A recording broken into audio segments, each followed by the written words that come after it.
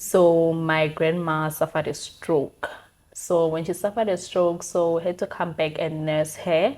Her mouth was somewhat, it had collapsed, and we couldn't even hear sometimes you had to guess, or you had to point out that is that what you want and everything. From that time, I kept on telling myself that I want to find the cure for that thing.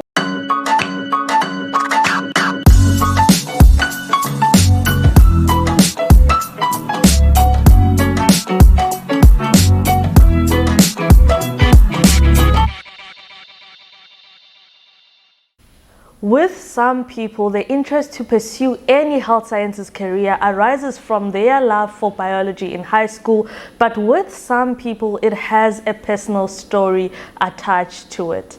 I would like to welcome you once again on another episode of MedChats with Becoming Dr. Andy, where I am sitting down with another health sciences student, where we're going to be exploring more of her journey through healthcare. If you are new here, please do click that subscribe button, like and share this video to show some love. On today's episode, we have Dimakatso Libalo, who is a third-year speech therapy student at University of Cape Town. She is here to share with us her experience and her journey while we talk more about the speech therapy career.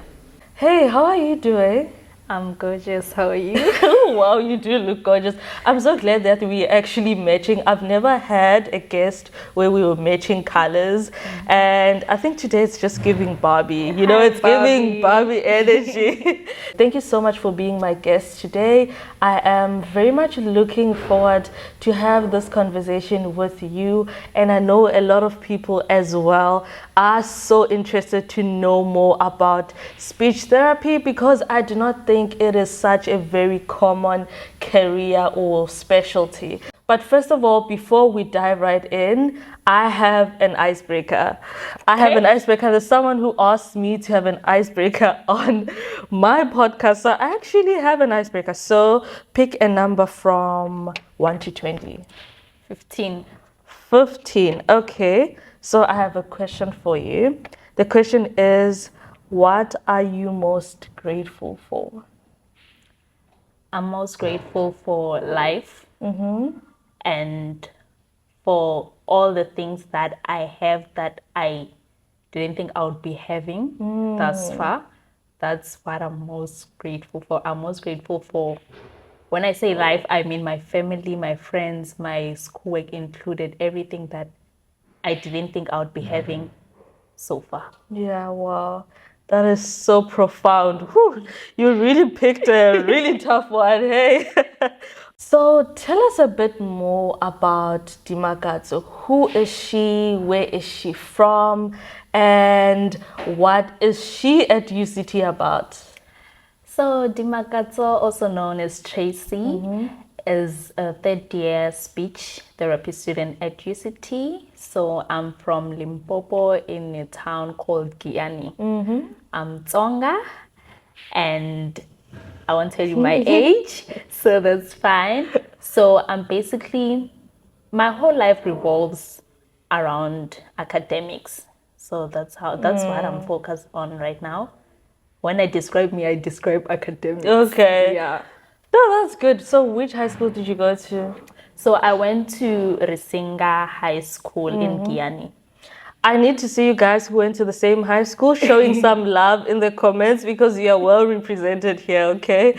So I just want us to talk more about your career, obviously speech therapy. Why did you choose it? What is it about it? And to actually inform people who don't know much about their career, especially high school students who are now picking careers to do or careers to pursue at university, to know more about their career, so that when they apply for it, they actually know what to expect and they know what is it exactly they are applying for. But firstly, let's talk about you. Why did you choose speech therapy, and where did you hear about speech therapy the first time? Okay, so for me, it's basically a more personal story. It wasn't career guided. So when I was in grade 2, if I'm not mistaken, So my grandma suffered a stroke. So when she suffered a stroke, so we had to come back and nurse her.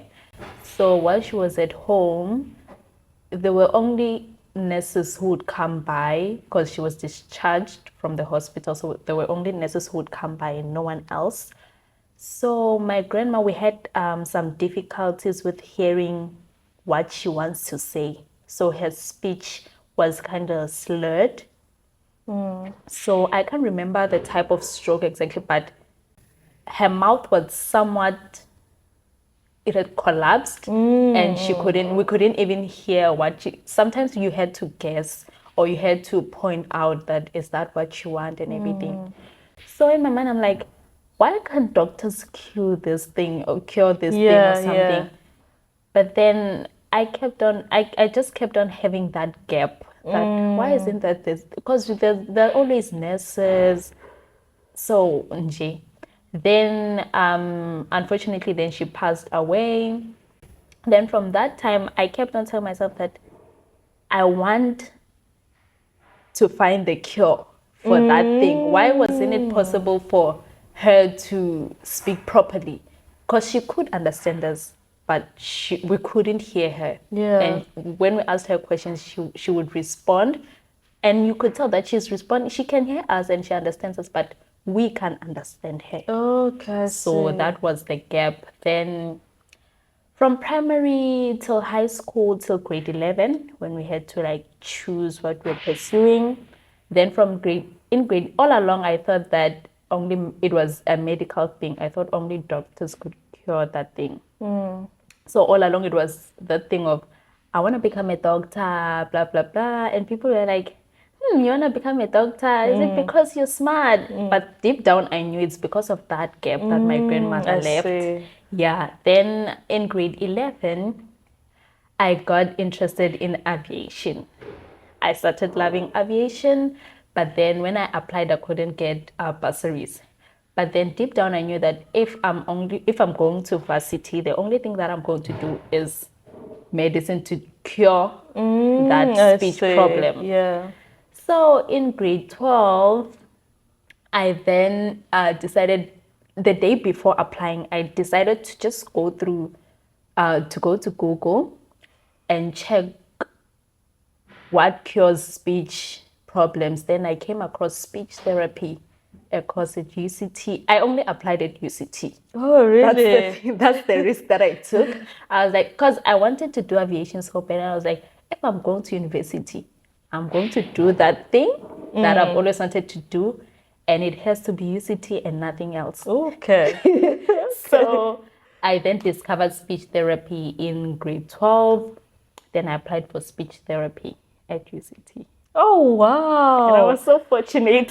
Such a deep story. You know, Yeah. like with most people, when I ask them, why did you choose this degree? Most of them will tell you, oh, biology this, biology that.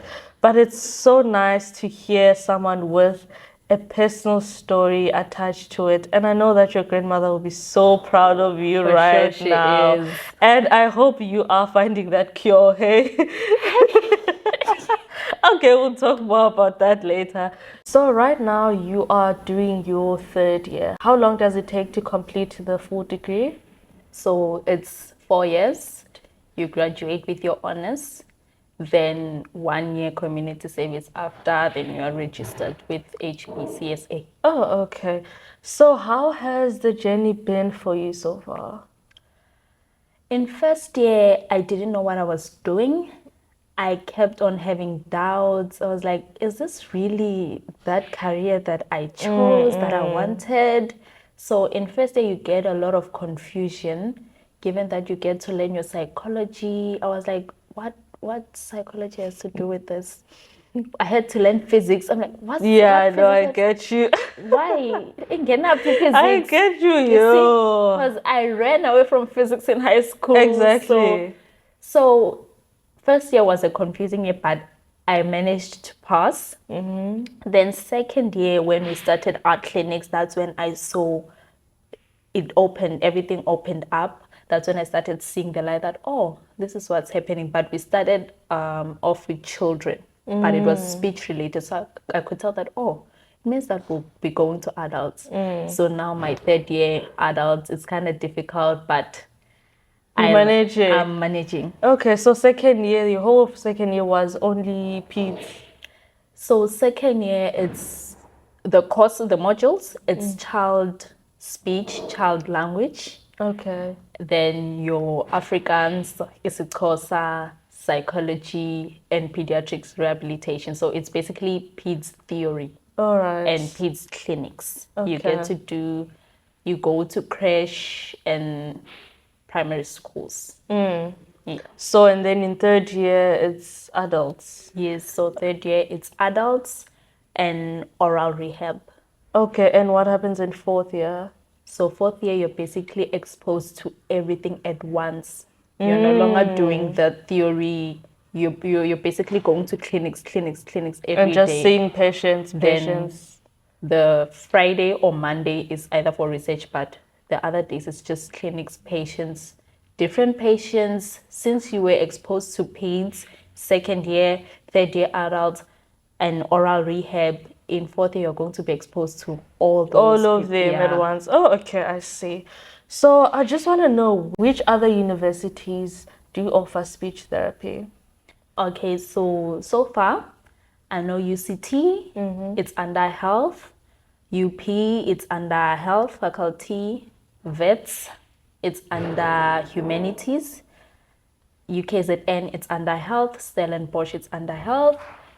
SMU and UL, it's under health. But I think they're still using that dual system where they're doing speech and audio at the same time. I'm not sure if they've changed, but that's how they used to do it. Yeah, they used to do it. All right, it seems like there are a lot of universities that actually offer speech therapy, which is something to consider if you are a student who would like to study speech therapy and you are considering applying for it. There are a lot of universities you can apply to. Don't only apply at UCT, guys. She got lucky. Please don't only apply at UCT. Please apply to as many universities as you can. So what subjects did you take in high school? So in high school, I was doing accounting plus science. So I did pure maths, accounting, life sciences, physical sciences, life orientation. What's the other? English and my home languages. Yes. Okay. And what are the subjects that are required to study speech therapy? Okay, so it's either physical science or life sciences with at least 50%. Mathematics at least 50%. Then mathematical literacy at least 70%. English at least 50%. Then it's at least 40% for your other subjects, excluding life orientation. Oh, I see. So they do accept maths literacy. Yeah. I feel like a lot of people find it hard to believe that, because when we were talking about audiology, our guests did share that they do accept maths literacy, but I got comments of people doubting that that might be true. So if you are studying maths literacy and you are looking into pursuing a career that is in health sciences, you can add speech therapy in your list. So as we know that minimum requirements are really not that accurate when it comes to being accepted. Yeah. So tell us, how tense is the competition at UCT? How many students do they accept? So at UCT, they accept 35 to 40 students per year for speech therapy. So when we got in, it was 35. But now, because I'm mentoring the first years, they told me that they are now 40. So I'm guessing it's 35 to 40 students per year. So that is very few. Your 50s, it's at least, not that you should get your 50 in physics, and aim for your 80s, because the competition is really tough. I feel like at this point, honestly, minimum requirements, whatever degree you are trying to pursue, minimum requirements, you do not have to really follow them, or you do not really have to aim for the minimum, because it is really deceiving. So be aware of what the minimum requirements are, but aim for the best. Always aim for the best in order for you to increase your chances of being accepted. So are you required to write NPT as well? So you are required to write NPT, but for the mathematical literacy learners, they are not required to write the maths part of the NPT. But if you're doing your pure maths and everything, you are required to write both parts of the NPT. So if you're doing maths literacy, you write the AQL, which is the other part of NPT. Yeah. Okay. So are you required to do any community service when you apply? Like, do they need any number of hours that you need to submit when you apply?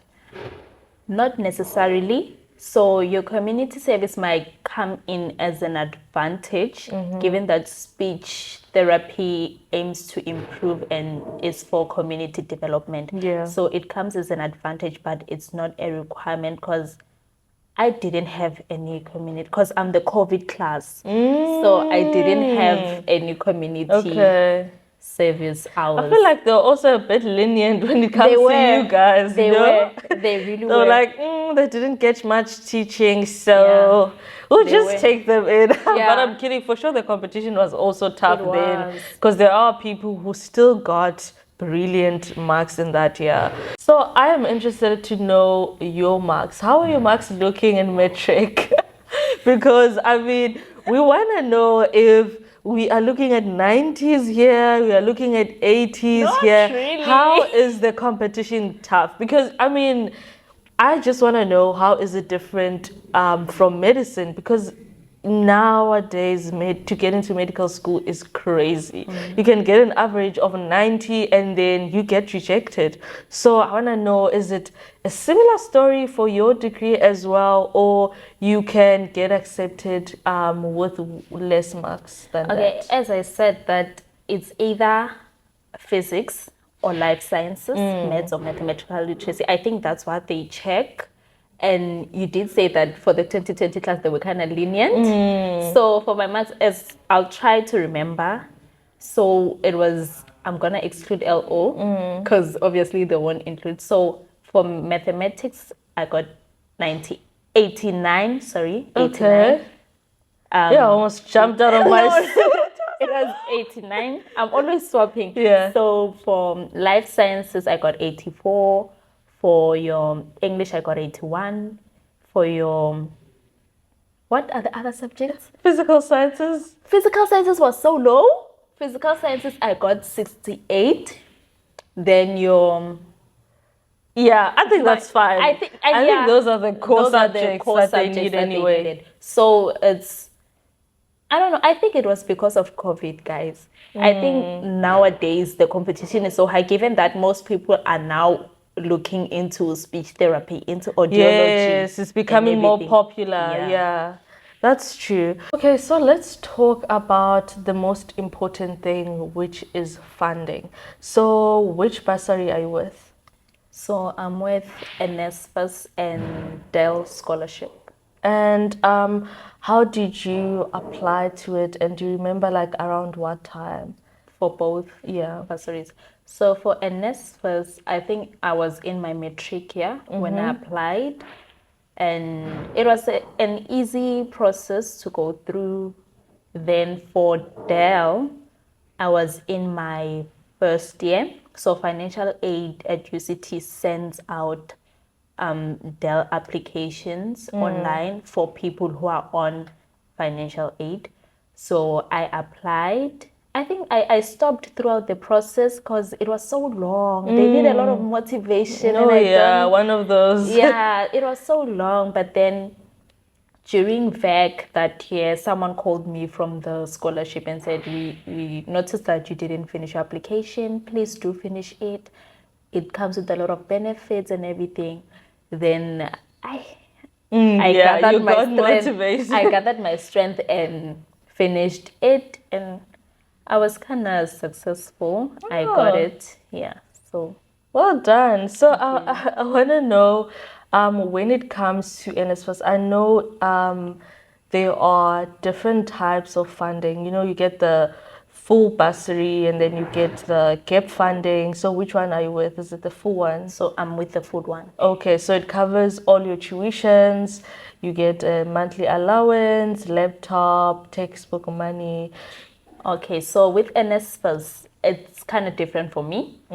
So it covers my tuition, accommodation, food allowance, book allowance.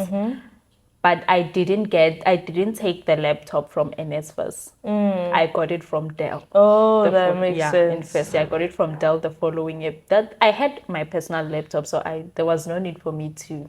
So I got it from Dell. But in Dell scholarship, if you got a laptop from NSFAS, they take it and give you a Dell one. Then that one from NSFAS, they're going to give other people. Okay, no, that makes sense. So share with us the benefits they were talking about, since I mean you were getting full, they're paying your full tuition, they're paying for accommodation, you are getting an allowance, you have a laptop. What are the extra benefits they were talking about? So for Dell, you get your laptop, and you get snack allowance. What? So you get your snack allowance. You guys are living a soft life. Snack allowance. Yeah. So how much is that? Don't ask me that. So we use the Fundi card. You see the Fundi card. So you get snack allowance and an extra book allowance. Wow. But that's a semester thing. So you only get those allowances twice. Oh, okay. Because they are working together with NSFA, so we can't get double allowances. So it's just a snack allowance for the whole semester. Then another thing, you get opportunities for tutoring, personal tutoring, fitness. They're always conducting events. Twice a year they have events where you just open up, you have meetings, there are people you can talk to. Like if I can just go to my WhatsApp right now and be like, I'm wishing, someone will reply instantly. So you get that's that amazing. kind of. So with the snack allowance, where can you buy the snacks from? So it's Checkers, ShopRite, and Pick and Pay. Oh, in real stores. Can you buy groceries with that money? Yes. Okay, Yes. okay. You can. I mean, You can. I just had to make sure. So you are able to use that money for your groceries as well. Yeah. Oh, that's actually great. So besides Dell scholarship, what other bursaries would you recommend for someone who wants to study speech therapy to apply for? Okay, so there's ISFAP, there's Patrice Motsepe Foundation, there's your provincial, those municipality bursaries. I think those are the ones that I remember. Okay, so guys, don't forget to apply for bursaries so that you can get your funding and your snack allowance. I want us to go back to your personal story. So as you've said that your grandmother suffered a stroke and she was treated at a hospital, but then now she had speech problems. So I want to know if you know that she saw a speech therapist at that time. Were there any speech therapists in that hospital she went to?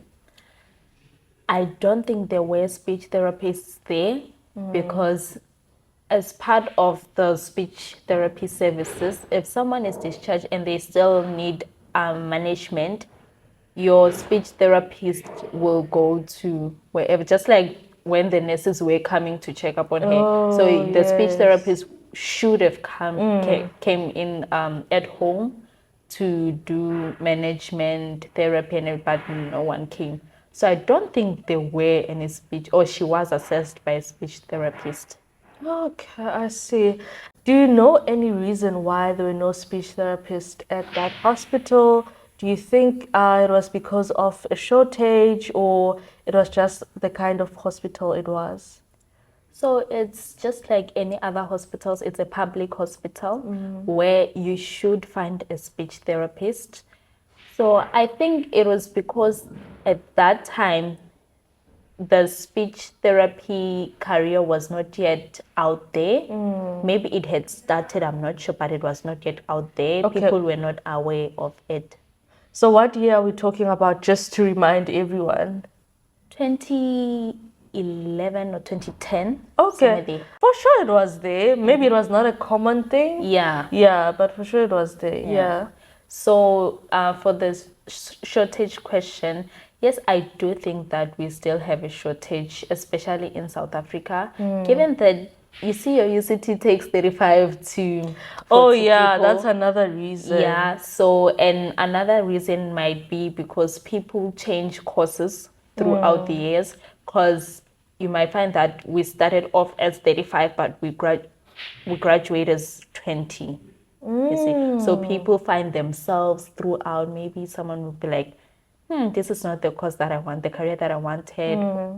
And other people, it's because after postgrad, they find posts outside of South Africa, or they go out for greener pastures. So they leave the country. So they leave the country. So there's shortage in South Africa. And the reason for leaving the country, I think most of them is because in those countries, there's much awareness. There's more awareness when it comes to speech therapy problems than in South Africa. So they need validation that I'm needed. I'm needed here. I see. Yes. Yeah, and another thing is because given, I'll make it as an example.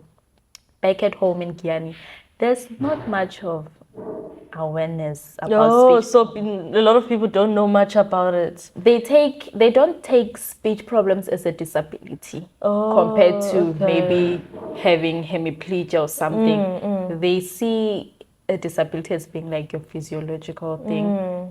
They take stuttering as a normal thing. I also grew up knowing that stuttering is a normal thing, but now that I know that it's not a normal thing. Okay, so you think like a lot of people are not aware of the career, you know, for them to study it, and people are not aware of the specialty for them to seek help. Exactly. Oh, actually, yeah, no, I think that is really, really true. And what do you think should be done, in your opinion? What do you think should be done in order for a lot of people to know more about speech therapy? I think this podcast is one of the things that should be done. Yes. So I think raising awareness in such a way, given that social media has so much impact, using social media to raise awareness about speech.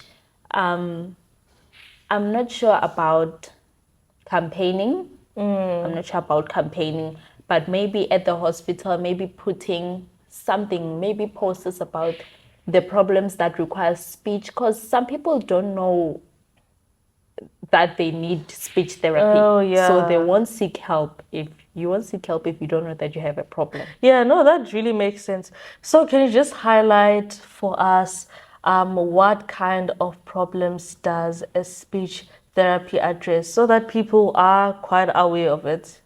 Okay. So first of all, it's your speech production, articulation, your resonance, which is your voice, your fluency, your language comprehension, language expression, your cognitive impairment, and your feeding and swallowing problems. So most of the population that we get exposed to are people with traumatic brain injury, people who are suffering from stroke, patients who are deaf, patients with autism. Yes, those are most of them, most of the people that we get exposed to. Okay, that is actually so interesting. You know, the more I have guests on this podcast is the more I learn, and is the more I actually realize how diverse health sciences is, and how like each and every little problem has their own a solution, specialty, you know, because a person would think whatever physical, mental, whatever health problem I have, a doctor is where I need to go. They're not really aware that actually you can go to someone specific who studied that thing and actually get assistance. So are you planning on going back home to do your community service there? Community service, I'm not sure because I can't choose. But after community service, I'm definitely going back to Guyana. Really? And because that's me giving back to my community, and that's me filling the gap that I had since I was a child. Wow, I really love the consistency here. Because I thought you were going to say, I am never going there. No, I'm really going back home. Wow, it looks like you can't wait even. I really can't wait. I feel like you will bring so much impact, you know, growing up from that community, having the experience that you had, and then now going back to serve. I feel like it's going to be such a full circle moment. And I know you're going to inspire like a lot of kids who grew up or who are growing up where you come from. And I think that's really, really such a great thing. So if you were to give advice to a high school student right now who would like to study speech therapy or who's considering speech therapy, what would it be? Okay, first I have two advices. So first would be open-minded when you're coming into this career, because in speech therapy there are a lot of divisions. For example, your medicine, you won't just graduate and become a general practitioner. You can go to pediatrics, you can go to gynecology. So is in speech. So you can choose whether you want to specialize in pediatrics, in adults, in patients who are deaf. You get exposed to your sign language, so you can choose whether you want to become a sign language interpreter. So you get exposed to a lot of streams within speech therapy. So be open-minded when you're coming into it. And my last advice is be willing to learn and be passionate about it, because I kind of feel like as a health student or a health professional, one of the things that are making our professionals to be unprofessional is lack of passion. And they are becoming unethical slowly but surely because of lack of passion. So be passionate and be willing to learn so that you don't mistreat your patients. That's really, really good advice, hey. And I hope you guys are taking it, especially if you are going to be doing first year speech therapy next year, or you are watching, you are a speech therapy student. Once again, thank you so much, Dimakato, for being part of MedChats. It was so lovely to have you here, and thank you so much for sharing with us your personal story. It was really touching, and it's so beautiful to see you become this girl you were dreaming of becoming. And I really, really wish you all the best with your future. Thank you so much for having me, and please subscribe. Yes, definitely. Thank you so much.